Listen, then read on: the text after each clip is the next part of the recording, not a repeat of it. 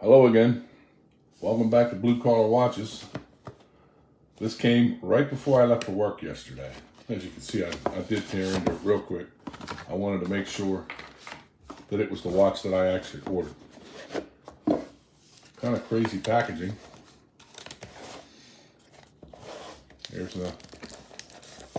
came right before I left for work. Really didn't have time to get into the watch. I just opened it up real quick. Yep, that's what I ordered. My first Tissot.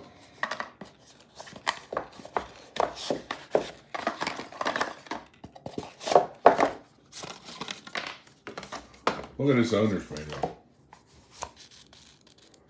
It's a watch, not a car.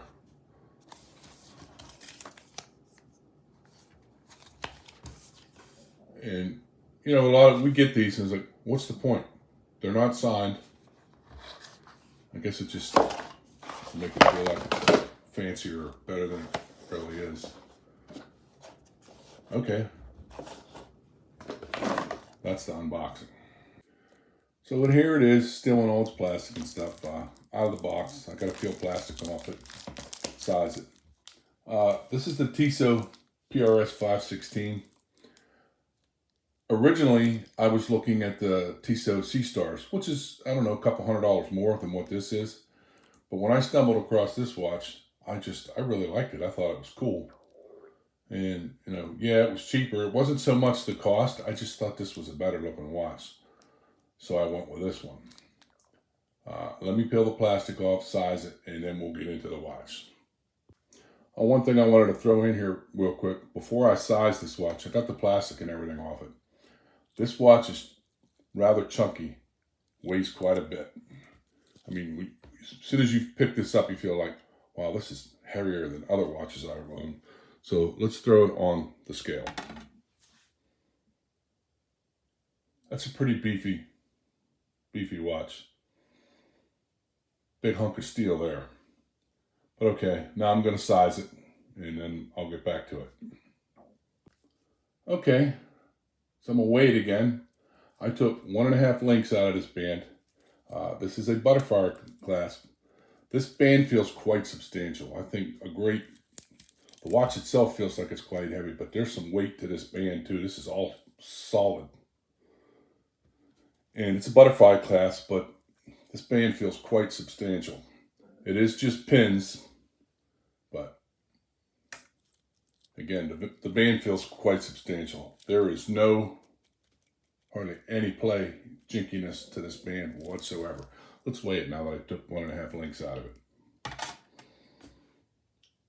Lost a little bit of weight, but like I said, it still feels like a substantial watch. And it's a butterfly clasp, but it does have half links. So it doesn't allow you to get a more perfect fit. All right, everything peeled off, sized. Let's get into the watch. This is the Tissot PSR 516 Powermatic 80 T1004301105100. A lot of numbers in this kind of crazy their model numbers, but this is the Powermatic 80. What this was, it's their own in-house movement. What they did with they took the ETA movement, the ETA movement, and instead of it running at 4 hertz, it runs at 3.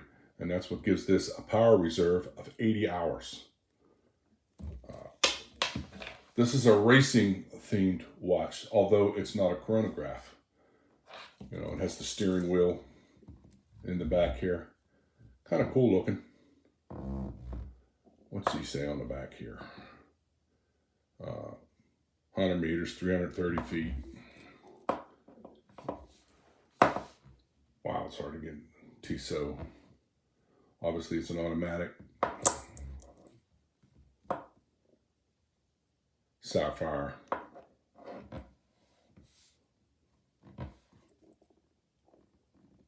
Is that the model number?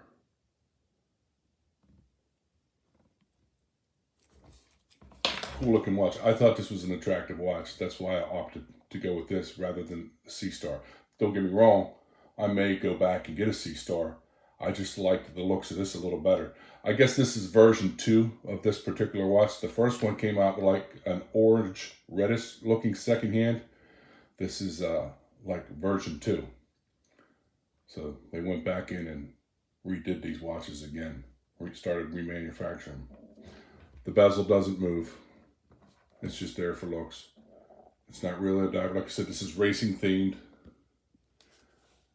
This watch is 42 millimeters in circumference, 12.9 thick, 10 bar of atmosphere.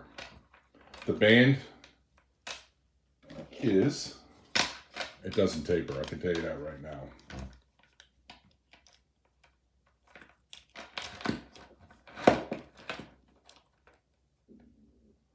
That's kind of an odd size for a band, isn't it? 21. And it doesn't taper. Oh, actually it does. It comes down to 20.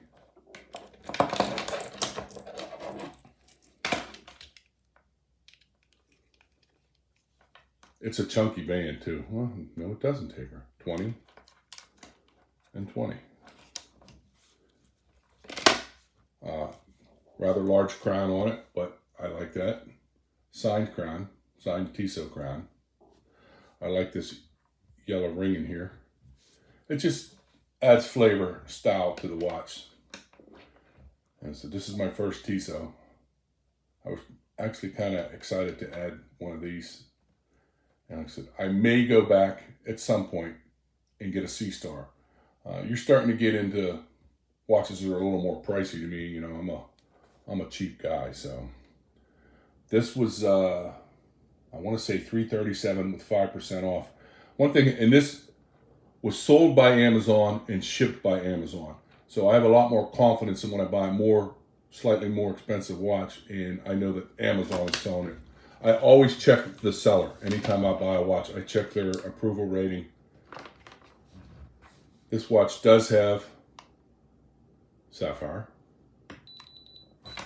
The case on back on it, it is not. It's just mineral glass.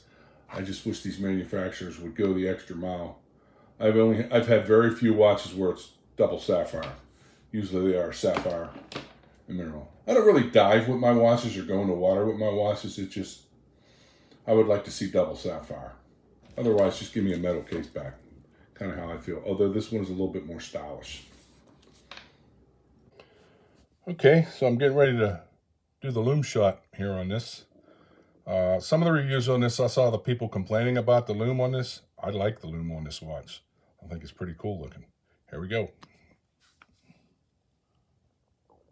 I mean, the minute markers could probably be a little bit brighter, but them hands is like, wow. I don't do long Lume shots. I don't do the time-lapse one. That Lume looks pretty good to me. And when I buy a higher quality watch, I expect the Lume to be better. As in this case, it appears to be. Okay, so here this watch is on my 7 3/4 inch wrist. The one thing that I find cool about this watch and kind of drew me to this watch, you see how those minute markers are raised? They almost look, when you're looking at the watch, looking straight on at the watch, they look like they're floating. But they're on the upper chapter ring. I do know that this is a ceramic bezel. Not sure about the inner bezel, the face. Does have a date, which is bordered. And I really like the floating 5, 10, 15, 20. That's cool. That's the first watch I own that kind of has that feature. You can actually see the shadows hitting the dial from the light. That's a cool feature of this watch. That's probably what drew me to this watch. It's different, it's unique, and very tastefully done in my opinion.